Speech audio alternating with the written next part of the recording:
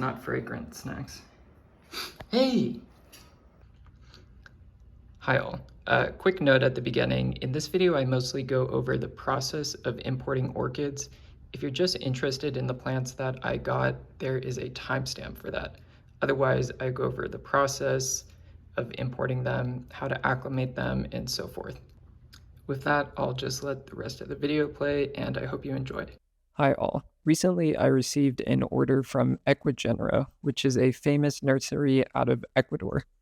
I wanted to go over just the general process of importing plants, acclimating them, as well as show off what I got. In the background, I'm just going to play some video of me unboxing the plants after I got them. I'd also like to say that this is just my experience and what worked for me. I'm not an expert and I'm just a fellow hobbyist.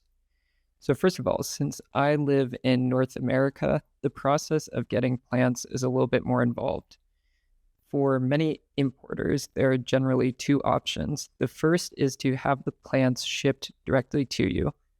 From Ecuagenera, at least, you can have any number of plants shipped, but oftentimes people will form a group in order to kind of get more out of the process. The benefit of this method is it will be shipped directly to you. However, I generally try to avoid this method. Shipping plants is rough on them, but especially when they're coming from a different country, they will spend a lot more time in transit and they'll have to go through customs most of the time, stuff like that, which exposes you to more risk. The second option, what I did, is to place the order and have it scheduled to be picked up at an event. Ecuagenera, amongst a lot of other importers, will often attend orchid festivals with a booth, and you can have them bring your order to be picked up at the show. This avoids a lot of risk that comes with shipping, and just anecdotally, I've heard people have much better results through this. So if possible, picking it up at a show that is close to you seems preferable. Given all of that, I placed my order with Ecuagenera a few months before the orchid show. I'll also include some footage in the background. Unfortunately, I didn't record too much of the festival just because I was busy looking at all the plants, but overall it was a great show. They had great vendors, and it was nice to look at the prize-winning orchids. Picking it up was super easy. I just went to the Ecuagenera booth and showed the vendor my order. I do want to mention one thing about picking up. If possible, picking up your order as soon as possible will be better for you. So if it's a 2-day show, you would want to try to get there on day 1 and, pick it up as soon as you can. This way you can check on the plants and avoid having them sit in unfavorable conditions longer than they need to. So now on to my exact order. I had ordered 10 different plants to be picked up and ended up buying one additional one at the show. I'll go over all of the plants I purchased later, but overall I was pretty pleased with the health of each of them. Once you get your plants home, I'd immediately check on them. You're looking for overly dry plants or plants that have water standing on their leaves, anything like that. So the next major part of getting imported plants is the process of acclimating them. Your plants are coming from a nursery which have essentially perfect conditions, perfect care, and just an overall highly optimized growing conditions. Going from that to your conditions, even if you have good conditions, will be a major shock to them, not to mention the stress induced by transportation. So I think there are two big suggestions that I'd have for this process. First, providing pretty high humidity if possible. You want to provide them with high humidity air to help them recover. This doesn't mean drenching their media, although they should be watered if necessary. In my case, I used a large sterilite bin with minimal ventilation, so it had almost 100% humidity in there. Of course, orchids never want to be in stagnant air, so I included a small fan in the bin to circulate the air and prevent stagnation. I gave them pretty bright indirect light, but nothing too strong, and only provided them with clean water, no fertilizer. Some people like to use kelp or other kinds of fertilizer to try and kickstart the plant, which is probably fine, but I just chose to provide clean water. The second part of this acclimation is quarantining the new plants from your existing plants. Reputable vendors like Ecuagenera will generally be sending clean plants. And I believe they even need to go through a pretty stringent process to pass customs to get into whatever your country is. But nonetheless, I think it's better to be safe than sorry than risking your existing orchids. I would recommend quarantining them for at least a week. I've heard from people much more experienced than me that they employ a much longer quarantining process, sometimes up to a couple of months. So it's kind of a risk exposure thing, and there really aren't too many downsides of keeping them quarantined until that you know that they're healthy, pest-free, and so forth. And then after about 1 week of monitoring them and keeping them quarantined, I eventually moved them into my growing space. So as for how the plants are doing now, all but 2 have survived. The first casualty was actually the only plant I didn't pre-order. This was a Lepanthes dodsonii that I had decided to purchase at the show. Looking back, it was a pretty obvious mistake. I could see that the plant's leaves were totally saturated. It was way too wet in the container, and the plant ended up dropping all of its leaves within a couple days. The second plant is the Pleurothallis diabolica. I think once again, I'm probably at fault for this one. After getting home from the show, I did check on all of the plants and the substrate they came in, which was sphagnum moss for all of them. And I thought all of them were okay, but I think the diabolica, its sphagnum was too dry, which ended up killing the plant. Had I have provided water for it immediately, I'm pretty confident that I could have rebounded the plant. All of the other plants seem to be doing reasonably well, and a lot of them are showing new signs of growth and even blooming. And I'll quickly go over the plants that I got. So the first 2 are Trisetella. The one on the right is Trisetella strumosa, and the left is Trisetella triglochin. Both of them seem to be doing pretty well. The triglochin on the left seems to be doing a little bit better. You can see it's putting out more growths, more leaves, and it is actually in bud right now. I'll put a close-up of the spike. Unfortunately, I think they are blasting, but still, it kind of means I'm on the right track. One thing of note with these guys is they seem to like reasonable airflow, and I do not think they tolerate stagnant air. I have them at the very top of my cabinet, which has the most amount of air circulation.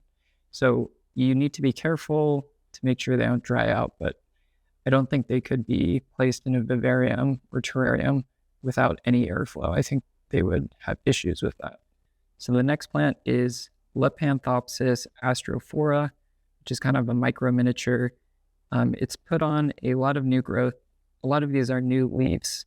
Initially, I was giving it too much light, which you can kind of see by that purple hue in the leaves, which was setting it back. But since moving it to a shadier spot, it seems to be doing a lot better. So the next one is Specklinia costaricensis, and you can see this one is definitely getting too much light because it has all of this purpling on the leaves. That's a really clear indication that it's getting too much light and it wants more shade. Despite having too much light exposure for a while, it does appear to be growing new leaves. The roots are pretty healthy. Because a lot of the plants I grow are shade lovers, I actually put, it's difficult to see, but I put a piece of paper, kind of a wax paper, under my second LED light to act as a diffuser. And I think this should help with a lot of them. So moving on, this larger guy in the corner here is a Pleurothallis. Then you can see specifically it is Pleurothallis dalstromi. Similar case to the costaricensis, this guy was getting too much light. So as for the Pleurothallis, instead of getting that purple hue, you can see that the leaves were just directly scorched. So this guy was up too close to the light, and it was also before I put the kind of diffuser paper on there. However, since I put that diffuser on there, I'm pretty happy to say that it seems to be doing a lot better. It's difficult to see, but kind of at the base there are a ton of new leaves that are being pushed out. And then additionally, it does appear to be spiking, so hopefully that doesn't blast. I'd really like to see the blooms on this. So the next 2 are Lepanthes. This is Lepanthes tentaculata, which you can see is not doing great. This is pretty unfortunate because it was probably the quickest to recover after getting the plants in here. But I think what had happened is the sphagnum that it was mounted with was going bad, and I let it sit with it for a little bit too long. I'm not even going to pick it up because I'm worried about the leaves falling off, but I went ahead and replaced the moss that it was mounted with a new sphagnum. So hopefully it should rebound. It's a pretty tolerant Lepanthes of different conditions, so all hope is not lost. And then the second Lepanthes is Lepanthes regularis. This has been a really great plant. You can see new leaves are coming out. There's actually a keiki up there, and I don't think I've ever seen this not in bloom. There's always been flowers on it. It's a sequential bloomer, and I think it blooms year round. So it is really a great Lepanthes. Very tolerant. It also seems to prefer lower light levels, but I haven't had too many issues with it.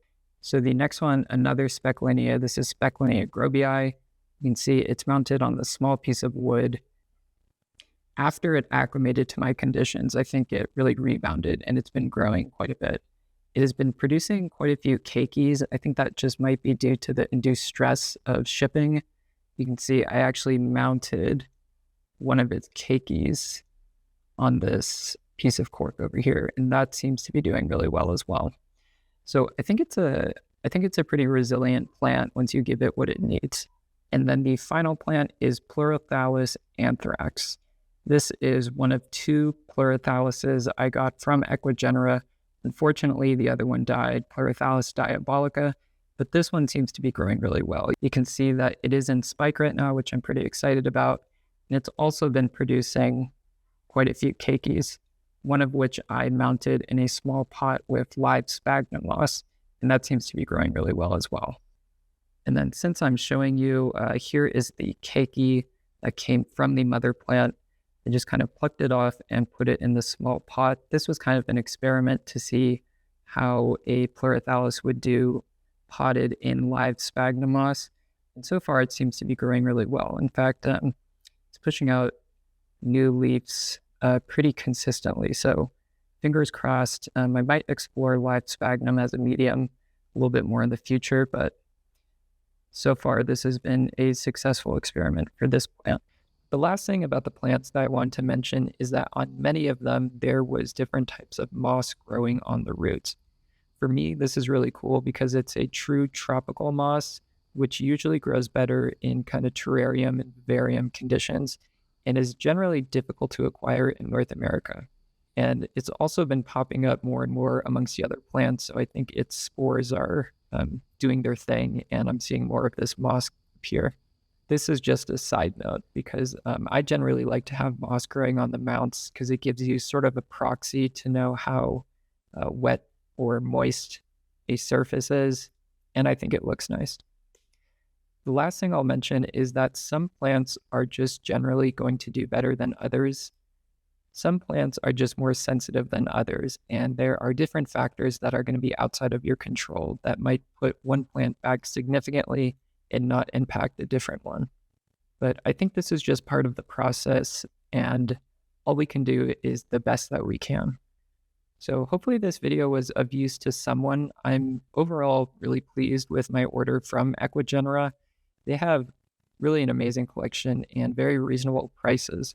So it's something that I would definitely do again in the future. I hope that you guys enjoyed this or at least learned something. And that will be everything for this one. Yeah, I think that's everything. I just want to, again, go over importing an orchid. There's not a ton of information out there. So hopefully this was helpful for somebody. If you have any questions, please do let me know in the comments. I'll be sure to respond to it. And with that, I appreciate anybody that may have watched this. Thank you.